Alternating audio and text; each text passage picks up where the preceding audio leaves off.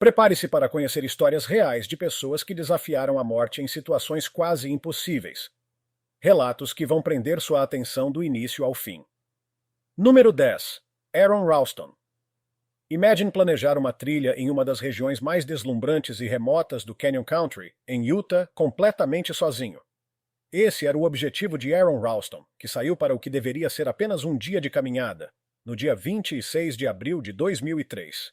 Ele não sabia que aquele dia o levaria ao limite final da resistência humana e mudaria sua vida para sempre. Aaron nasceu em Marion, Ohio, no ano de 1975. Quando sua família se mudou para Denver, Colorado, aos 12 anos, ele se viu cercado pelas montanhas rochosas, e foi amor à primeira vista. Ele estudou na Universidade Carnegie Mellon, na Pensilvânia, enquanto trabalhava como guia de rafting durante os verões, e se formou com dupla graduação em engenharia mecânica. Ralston trabalhou por 5 anos como engenheiro mecânico na empresa de tecnologia Intel, nos estados de Arizona, Washington e Novo México. Mas, em 2002, sua paixão por escalada falou mais alto. Ele deixou o emprego para passar mais tempo nas montanhas. Aaron tinha grandes sonhos. Queria escalar sozinho no inverno todos os 59 picos do Colorado com mais de 4.200 metros de altitude. Ambição não lhe faltava, determinação também não. Tudo ia bem, até que algo trágico mudou tudo. No dia 26 de abril de 2003, aos 27 anos, Aaron decidiu encarar o Blue John Canyon, um estreito e remoto desfiladeiro em Utah. Sentindo-se confiante, não avisou ninguém para onde ia. Afinal, o que poderia acontecer? Bem, muita coisa.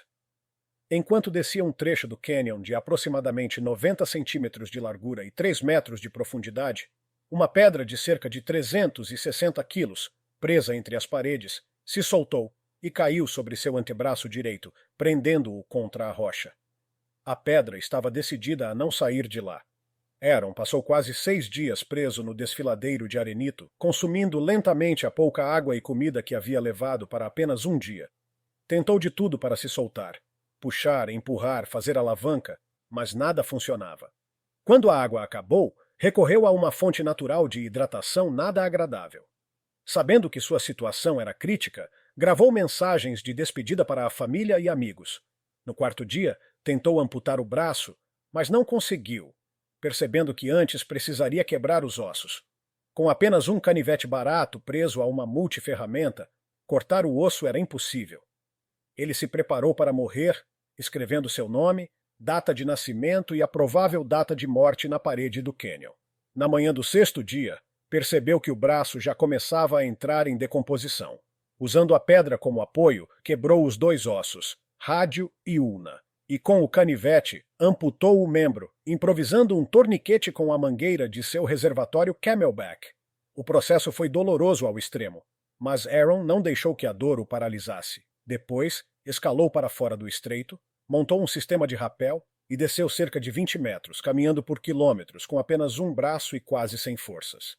Quando parecia que o destino havia desistido dele, encontrou uma família de caminhantes que chamou ajuda imediatamente. Por sorte, um helicóptero de resgate já procurava por ele na região próxima e conseguiu alcançá-lo cerca de 4 horas após a amputação. No hospital, constatou-se que ele havia perdido cerca de 25% do volume total de sangue e mais de 18 quilos. Posteriormente, seu braço amputado foi recuperado debaixo da pedra, que precisou ser içada com um guincho hidráulico. Após o resgate, Aaron se tornou uma figura conhecida na mídia, escreveu o livro Between a Rock and a Hard Place, que mais tarde inspirou o filme 127 Horas, e hoje atua como palestrante motivacional, compartilhando sua experiência pelo mundo. Número 9. Juliane Kupska.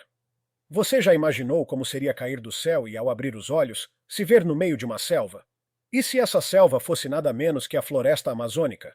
Parece um pesadelo, mas para Juliane Kupska, isso foi a mais pura realidade.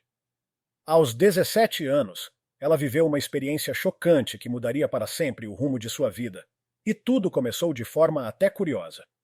Nascida em 1954, filha de pais alemães, Juliane foi criada no coração da floresta peruana. Seu pai, Hans Wilhelm Köpke, era um renomado zoólogo, e sua mãe, Maria Köpke, era cientista especializada em aves tropicais. Juntos, eles fundaram uma estação de pesquisa biológica chamada Panguana, para se dedicarem ao estudo do ecossistema amazônico. Enquanto a maioria das crianças brincava no quintal, Juliane crescia como uma filha da selva, acostumada a caminhar entre árvores gigantes, insetos, répteis e mamíferos. Essa infância em comum seria a chave para o que viria a acontecer. Tudo começou em 24 de dezembro de 1971. Juliane e sua mãe embarcaram no voo Lança 508, de Lima para Pucallpa. O trajeto seria curto e tranquilo, ou assim deveria ser. Sentadas na penúltima fileira, Juliane pegou o assento da janela com a mãe ao lado. Enquanto saboreavam sanduíches e aproveitavam a viagem, o céu começou a escurecer de forma repentina, como se o dia tivesse virado noite. Relâmpagos cortavam o horizonte de todos os lados. Logo, a turbulência ficou violenta. Sem aviso, um raio atingiu o avião. Juliane lembra dos gritos das pessoas, do barulho ensurdecedor dos motores e depois apenas o som do vento nos ouvidos. A aeronave começou a se desintegrar no ar e a poltrona com ela presa ao cinto se soltou. Eu não saí do avião. O avião saiu de mim, contou anos depois. Ela despencou de aproximadamente 3.000 metros de altura, atravessando o denso dossel da floresta até finalmente atingir o solo. Milagrosamente sobreviveu, mas com a clavícula quebrada, um corte profundo no braço e apenas um sapato. Foi nesse momento que sua vivência na floresta fez toda a diferença. Sem conseguir encontrar sua mãe após várias buscas, ela lembrou de um conselho do pai. Siga a água sempre para baixo, porque rios levam a pessoas. Então, debilitada e assustada, iniciou uma jornada de sobrevivência. As noites eram um verdadeiro teste de coragem, com sons da selva que fariam qualquer um tremer. No 9º dia caminhando, exausta, encontrou uma cabana. Ao entrar, pensou que provavelmente morreria ali, sozinha. Mas pouco depois, ouviu vozes. Eram 3 lenhadores peruanos. O primeiro homem que viu lhe pareceu um anjo. Mas eles ficaram assustados. Acharam que ela poderia ser um espírito da água, figura do folclore local. Mesmo assim, a acolheram por uma noite e no dia seguinte a levaram de barco até um hospital na cidade mais próxima. Após 11 dias vagando pela floresta, Juliane estava salva. No hospital, soube que sua mãe havia sobrevivido à queda, mas morrido pouco depois devido aos ferimentos. Mais tarde, Juliane ajudaria as autoridades a localizar os destroços do avião e os corpos das 92 vítimas, sendo ela a única sobrevivente. Sua história é um misto de sorte inacreditável e resistência impressionante, marcada pela força de quem aprendeu a sobreviver desde a infância. Número 8. Ricky McGee. O interior australiano, conhecido como Outback, é uma imensidão remota que cobre mais de 70% do território da Austrália. É lar de espécies selvagens únicas, mas também é um dos lugares mais inóspitos do planeta. Agora, imagine-se perdido nesse ambiente. Foi exatamente o que aconteceu com Ricky McGee, numa mistura de azar, resistência e até um toque de humor. Em janeiro de 2006, aos 35 anos, Ricky partiu em direção a Port Hedland, na Austrália Ocidental, para assumir um novo trabalho. Nascido em Queensland, ele não era aventureiro nem buscava testar seus limites contra a natureza selvagem. Era um homem urbano, acostumado à vida na cidade. No caminho, decidiu passar para ver um amigo antes de começar o emprego. Durante a viagem, encontrou alguns caroneiros que disseram ter ficado sem combustível. Rick, disposto a ajudar, deu-lhes uma carona.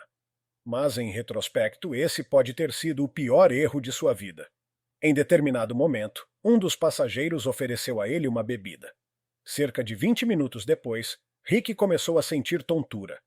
E essa foi a última coisa que se lembraria antes de acordar. Parcialmente enterrado no meio do nada, sem saber onde estava, como tinha ido parar ali ou o que havia acontecido. Ele suspeitou que poderia ter sido drogado e roubado, ou até abduzido por alienígenas, como chegou a brincar depois.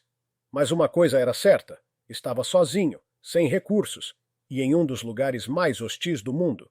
O Outback não é exatamente acolhedor, é o tipo de lugar que parece dizer bem-vindo ao meio do nada. Boa sorte para sobreviver. Com apenas um isqueiro quebrado no bolso e muita força de vontade, Rick decidiu que transformaria aquele deserto em sua casa provisória. Ele se lembrou rapidamente da primeira regra de sobrevivência no interior australiano: esquecer a dieta balanceada. Passou a comer sapos, sanguessugas, gafanhotos e qualquer coisa que pudesse encontrar. Os dias viraram semanas e sua situação só piorava. Manter a sanidade mental se tornou um desafio à parte. Ao todo, ele passou 71 dias perdido no Outback. Sim, 71 dias vivendo dessa forma extrema, até que finalmente um grupo de trabalhadores de uma fazenda o encontrou. Eles provavelmente pensaram no primeiro momento que haviam visto um fantasma. Rick estava esquelético. Havia caído de cerca de 104 quilos para apenas 47. Após o resgate, sua história correu o país. Ele escreveu um livro intitulado Left for Dead in the Outback, Deixado para Morrer no Outback, narrando em detalhes como sobreviveu e como acabou naquela situação. Apesar de o interior australiano ter tentado tirá-lo de cena, Rick saiu de lá com vida e uma história que poucos conseguiriam imaginar. Quanto mais viver. Número 7. Anna Elizabeth Johansson Bagenholm. Anna não tinha nenhuma intenção de virar manchete ou de protagonizar um milagre médico quando decidiu sair para esquiar. Mas a vida, como sempre, tinha seus próprios planos. Era o fim da tarde de 20 de maio de 1999, quando Anna Bagenholm, então com 29 anos e estudante de ortopedia, resolveu aproveitar um dia de esqui nas montanhas próximas a Narvik, na Noruega, junto com dois colegas, Marie Falkenberg e Trygve Nime. Anna era uma esquiadora experiente e já havia descido aquela encosta íngreme várias vezes. Mas, naquele dia, a natureza resolveu pregar uma peça. Durante a descida, perdeu o controle dos esquis e caiu de cabeça sobre uma camada de gelo de cerca de 20 centímetros de espessura. Abaixo dessa camada corria um riacho gelado. O gelo, que parecia sólido, traiu Anna. Rachou sob seu peso e a lançou diretamente na água congelante. Quando seus amigos chegaram, só conseguiam ver seus pés e esquis para fora. Tentaram puxá-la, mas ela estava presa entre rochas e gelo. Chamaram socorro, mas a situação era desesperadora. A água gelada começava a dominar o corpo dela. Por sorte, Anna encontrou uma pequena bolsa de ar sob o gelo e conseguiu respirar, o que manteve suas chances vivas por mais algum tempo. Foram 40 minutos presa ali, até que o corpo começou a ficar inerte. A hipotermia tomou conta, seu coração desacelerou e sua temperatura corporal despencou para incríveis 13,7 graus Celsius, a mais baixa já registrada em um ser humano que sobreviveu. Quando a equipe de resgate finalmente chegou, com pás e até uma pá de jardinagem afiada para quebrar o gelo, Anna já estava sem pulso, aparentemente morta. Foram cerca de 80 minutos submersa na água gelada. Qualquer outro caso teria acabado ali. Mas, ao invés de declarar o óbito, os médicos decidiram tentar. Começaram um lento processo de aquecimento, monitorando cada reação. Depois de horas de trabalho, o coração dela voltou a bater. Contra todas as probabilidades, Anna estava viva. A recuperação foi longa. Levou mais de um ano para voltar a se mover, já que alguns nervos haviam sido danificados. Sua história acabou se tornando referência em pesquisas sobre hipotermia extrema e resistência do corpo humano. Anna é a prova de que, mesmo quando tudo parece perdido, pode haver uma segunda chance. Número 6. Nando Parrado. Há histórias reais que parecem romance, e a de Nando Parrado é uma delas. O que deveria ser apenas uma viagem para jogar uma partida de rugby acabou se transformando em uma das mais impressionantes jornadas de sobrevivência já registradas. Em 1972, Nando tinha 22 anos e era estudante universitário no Uruguai, dedicando boa parte do tempo livre ao rugby. Seu time, o Old Christians, foi convidado para jogar no Chile, e Nando resolveu levar a mãe e a irmã junto para a viagem. No dia 13 de outubro, o avião fretado não conseguiu ultrapassar um pico dos Andes. A última imagem que Nando lembra antes do impacto foi a da montanha logo abaixo da asa. Depois um estrondo, escuridão e um golpe forte na cabeça, e então vários dias inconsciente. Quando recobrou os sentidos, percebeu a dimensão do desastre. O avião havia se partido em dois e pousado de forma precária numa área remota na fronteira entre Argentina e Chile. Muitos passageiros morreram no impacto ou pouco depois, incluindo sua mãe e sua irmã. O choque inicial deu lugar à dura realidade. Estavam a mais de 2.400 metros de altitude, sem vegetação, sem animais e com temperaturas que chegavam a 30 graus negativos à noite. Sobreviver naquele cenário exigiria decisões difíceis. Com pouquíssimos suprimentos e nenhum sinal de resgate, Nando e os demais sobreviventes acabaram enfrentando o impensável: alimentar-se dos corpos congelados dos que haviam morrido para não sucumbir à fome. Depois de 2 meses de espera sem que ninguém aparecesse, Nando, Roberto Canessa e Antônio Vizintim decidiram partir a pé para buscar ajuda. Não havia escolha. Se o socorro não vinha, eles teriam que ir atrás dele. A caminhada pelos Andes foi um teste de resistência absoluta. 10 dias de escalada, neve, frio cortante e fome. Nando lembra de estar tão exausto que chegou a pensar em pedir informações a um boneco de neve, de tão delirante que estava. Até que, ao procurarem lenha perto de um rio, avistaram um homem a cavalo do outro lado. A correnteza impedia a conversa, então improvisaram. Amarraram um bilhete a uma pedra e a jogaram para o homem, que entendeu a mensagem. No dia seguinte, o pastor voltou com ajuda. 2 dias depois, helicópteros de resgate chegaram ao local do acidente e retiraram os 16 sobreviventes. Eles voltaram para casa a tempo do Natal. Hoje, Nando não é apenas um sobrevivente, tornou-se símbolo de coragem e determinação, compartilhando sua experiência com o mundo e inspirando milhares de pessoas. Número 5. Phum Linh Phum. Lin jamais imaginou que um dia se tornaria um símbolo de sobrevivência no mar. E mesmo que quisesse se preparar para o que enfrentou, nada poderia ter antecipado a provação que estava por vir. Nascido na China em 1918, cresceu em uma vila de pescadores, onde aprendeu a nadar desde pequeno. Aos 10 anos, sua família se mudou para a Malásia, onde ele continuou trabalhando na pesca. O contato com a água e a habilidade de nadar se tornariam essenciais mais tarde. Em 1942, aos 30 anos, Phum foi recrutado para servir como comissário no navio britânico SS Ben Lomond, que transportava suprimentos do Sudeste Asiático para a Austrália. A viagem parecia rotineira, até que em 23 de novembro daquele ano tudo mudou. No meio do Atlântico, um submarino alemão atacou e afundou o navio. Em instantes, a embarcação desapareceu sob as ondas. Phum, que já não queria estar ali desde o início, vestiu um colete salva-vidas e pulou no mar, ficando sozinho em meio a um vasto nada, e com tubarões rondando. Por um golpe de sorte, encontrou uma pequena jangada de madeira à deriva. A partir dali, teria que usar toda a criatividade para sobreviver. Construiu uma cobertura improvisada com pedaços da jangada para se proteger do sol e começou a coletar água da chuva usando o próprio colete. A pesca se tornou vital. Ele fabricou anzóis com pedaços de metal e usou qualquer coisa como isca. Mesmo assim, enfrentou enjoos, temperaturas extremas e a ameaça constante de tubarões. Em alguns momentos, capturou aves marinhas e bebeu seu sangue para matar a sede. Essa rotina brutal se estendeu por 133 dias. Sim, mais de 4 meses sozinho no mar. Mas Phum resistiu até que, em 5 de abril de 1943, pescadores brasileiros o encontraram e o resgataram. Sua história chamou a atenção do mundo. Ele foi homenageado e passou a ser referência em treinamentos de sobrevivência da Marinha Britânica. Mais tarde, publicou um manual de sobrevivência no mar, compartilhando em detalhes as técnicas que salvaram sua vida. Número 4. Zed a vida, às vezes, coloca diante de nós desafios muito maiores do que nossa idade ou tamanho poderiam suportar. Foi exatamente o que aconteceu com Zed, ainda um bebê, quando um acidente doméstico mudou seu destino para sempre. Com apenas 2 anos e meio, ele estava em casa em uma noite tranquila quando, por acidente, uma vela caiu sobre sua cama e incendiou a roupa de cama.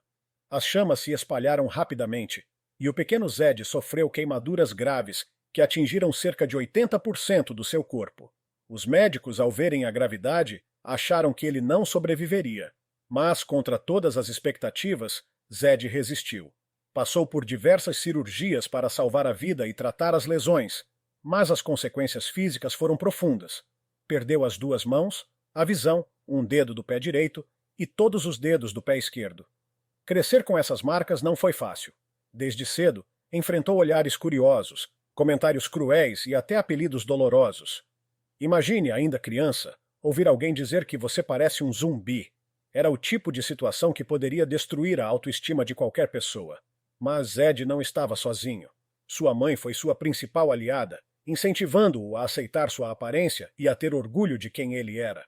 Ao invés de se esconder, ele decidiu transformar sua dor em força e passou a inspirar outras pessoas que também enfrentam dificuldades extremas. Hoje, Zed é muito mais do que um sobrevivente. Ele é um exemplo vivo de como a resiliência e o apoio podem transformar até as experiências mais traumáticas em mensagens de esperança e superação. Número 3. Tammy Oldham Ashcraft.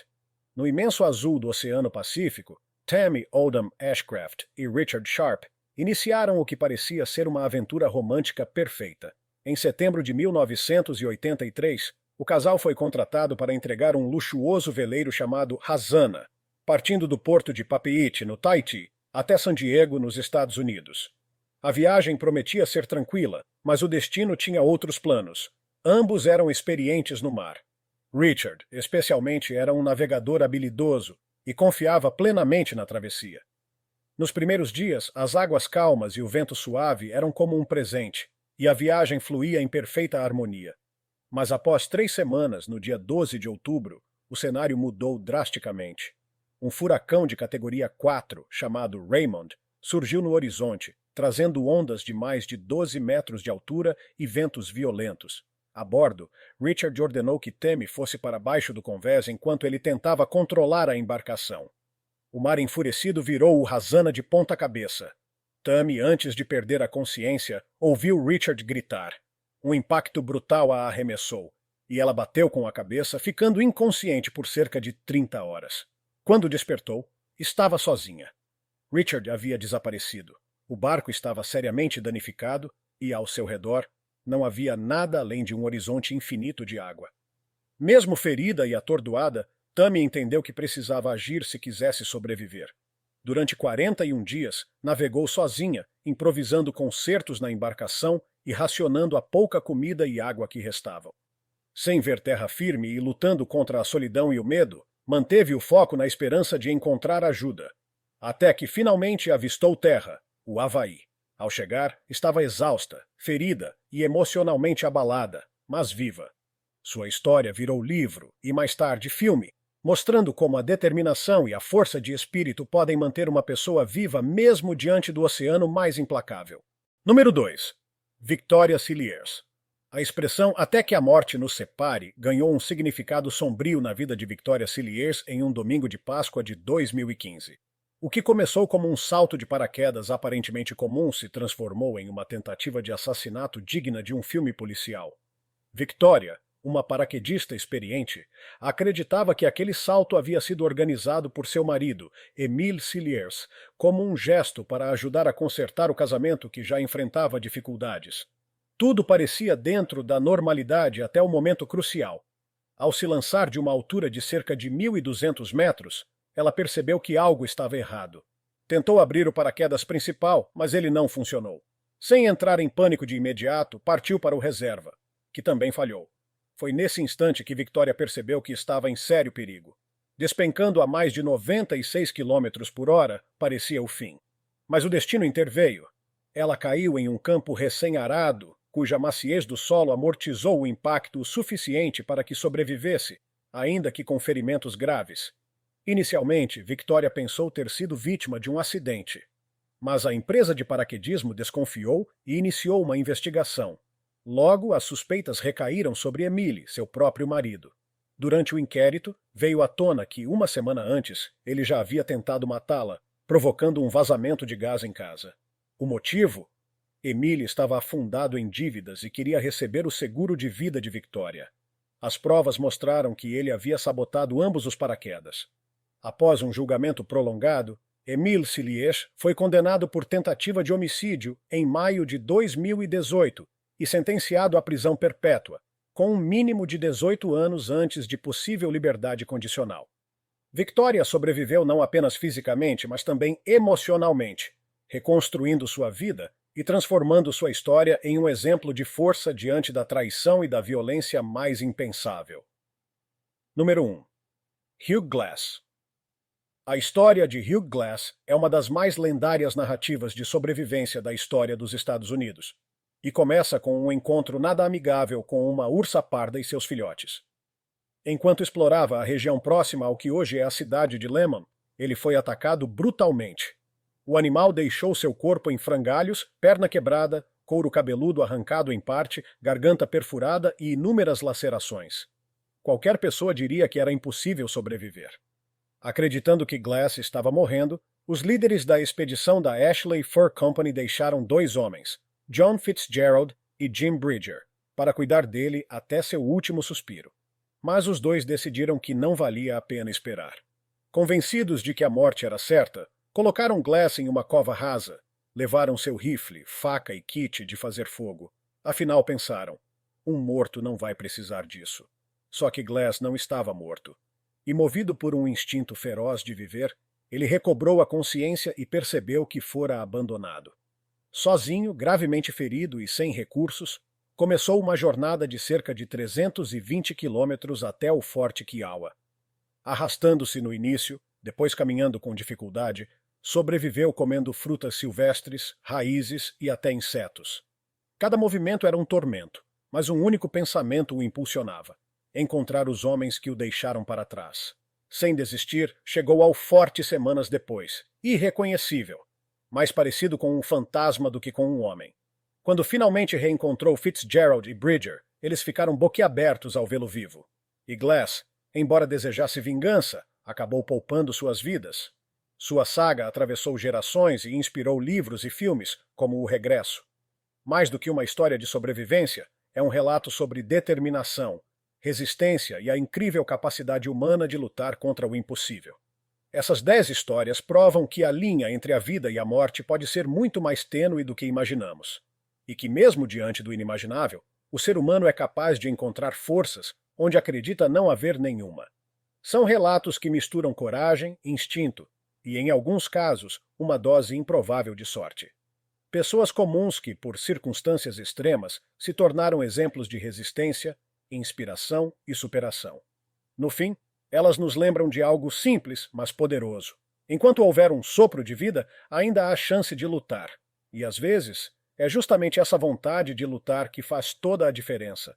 Se tiver gostado do vídeo, deixe seu like e inscreva-se em nosso canal para acompanhar todas as novidades. Continue por aqui e assista a mais vídeos clicando em um desses vídeos que estão aparecendo na sua tela. Cuidem-se, amigos!